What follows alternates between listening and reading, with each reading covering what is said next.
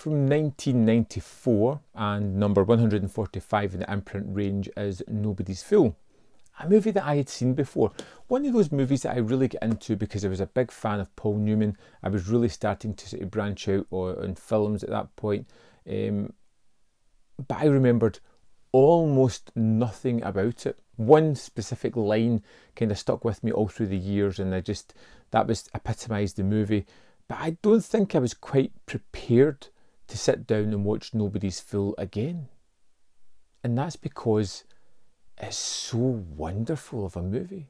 I am kind of kicking myself on how I had managed to forget about this wonderful movie, about this small town that we kind of enter into. We follow the character of Sully, played by Paul Newman, a cantankerous old man who has grudges, who has his own ideal and lives life the way he wants to. Still alive in there, old lady? Didn't die in your sleep, did you? Not yet. As disorganised and unfulfilling as it is for him, he kind of epitomises this city. We're going to follow this character for a number of days as his life just kind of changes for the better. But what I loved was the way the whole town is kind of fleshed out. We see all of these various different characters, some great performances in amongst here, some ridiculously funny moments because it is really rather hilarious, and we just follow these characters as they have their trials and tribulations. Is that you, Sully? Yeah, Did you come to steal our new snowblower? I've done it already, just about. What I loved about it, just as an idea, was the fact that these people can be so antagonistic against one another, but because it's a small town, they're still friendly, they still hang out. At one moment we see that Sully's character has a law case in against Bruce Willis's character, and they're kind of fighting it out. There's animosity there. They have little tete-a-tetes, but at night it gets put away. They go to a card game, they sit and play and shoot the shit. Which one of your fancy doctors advised you to drink, smoke, and screw your brains out? Those are unreasonable requests, Sully. They wouldn't have made them if they didn't know me. The way it kind of should be. And a lot of the characters have that going on, where they have these little antagonistic moments against one another. But because it's a small town, because it's limited of people, they're kind of forced to get along. So they don't carry these grudges all the time. But this thing is so ridiculously funny, with its throwaway lines, with its situations, with its warm, uplifting, heartfelt characters.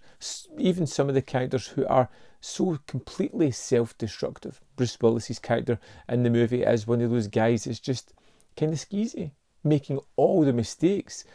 Great white hunter, make baby. And Sully, as much as he doesn't get on with him, tries to point him in the right direction, tries to help him. You get the inclusion of Sully's family just kind of appearing because it's Thanksgiving weekend, and he kind of reconnects somewhat with his son, but connects even more with the grandson that he has never really spoken to or dealt with before. You don't need a leg, you need a parrot. Should we give him back his leg? Nobody's Fool is a hard one to tie down because it's not really about a plot. It's more about a time, a space, a feeling, an idea of how it's never too late to change the direction of your life and how to look forward to some other things that you never knew were there. And I kind of love that aspect of it. I love the fact of this small town, which seems like such an enjoyable and yet stressful way to live your life. They're at each other's throats, and then they're sharing a drink with them later on at night, which I just loved. For a landlord has... You are not my landlord. My mother Is the only reason I don't kick your ass. If you don't get out of here right now, I may change my mind.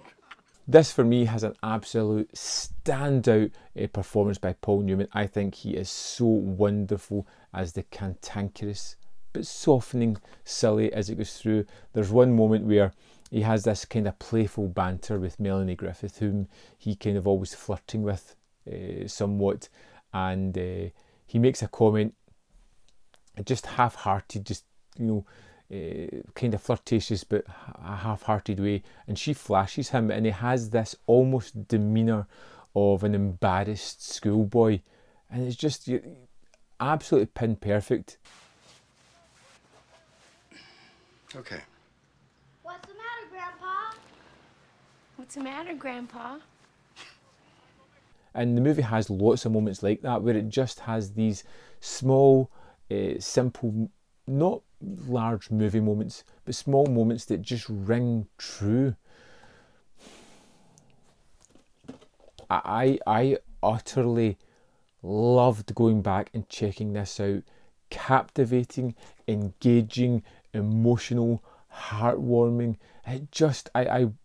I wish it was double the length of what it was. I wanted to spend more time with these characters and this place and just enjoy it, which is a great sign for any kind of movie. I would recommend this to anybody. I think anyone would love it, enjoy it, get a lot out of it. I got my truck out back. How about you and me go out there and get ourselves naked and then just see what happens? Okay. Absolutely phenomenal film. Loved this one. I can't praise it highly enough. I can't believe I forgot about it. I'd love to know your thoughts on Nobody's Fool. Like it, hate it, fall somewhere in the middle? Let me know in the comment box. We'll have a chit chat about some of the funniest lines in this movie, which are just downright great. Up here there's more content. You can see more of my stuff if you're interested. And don't forget to go to the description box where you can join the membership or the Patreon programme, which I would really appreciate. Thanks for watching, and I'll see you next time on Man v Film.